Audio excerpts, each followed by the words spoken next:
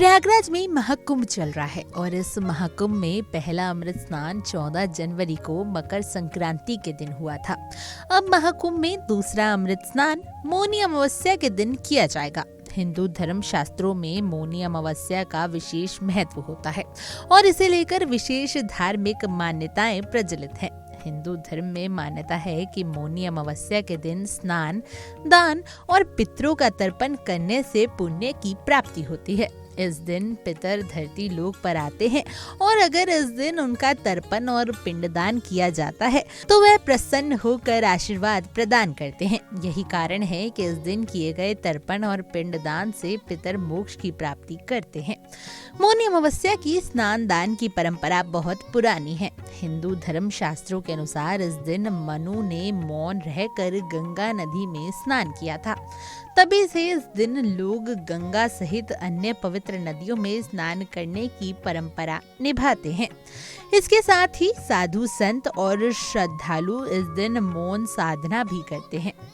चलिए जानते हैं कि कब है मौनी अमावस्या। हिंदू पंचांग के अनुसार माघ माह की अमावस्या को मौनी अमावस्या कहा जाता है।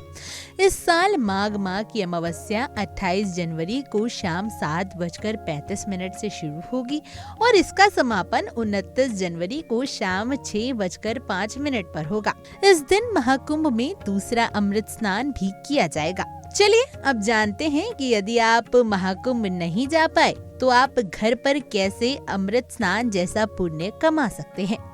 अगर आप किसी कारणवश महाकुंभ में या किसी अन्य पवित्र नदी में स्नान के लिए नहीं पहुंच पा रहे तो घर पर ही कुछ आसान उपायों से आप अमृत स्नान के पुण्य का लाभ उठा सकते हैं।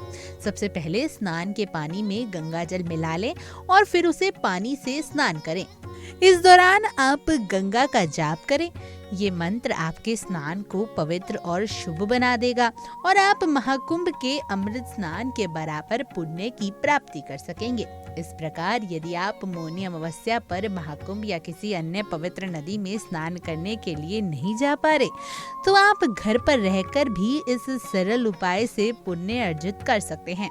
इस दिन के व्रत और स्नान के द्वारा आप अमृत स्नान का पुण्य प्राप्त कर सकते हैं और अपने जीवन को धार्मिक दृष्टि से समृद्ध बना सकते हैं।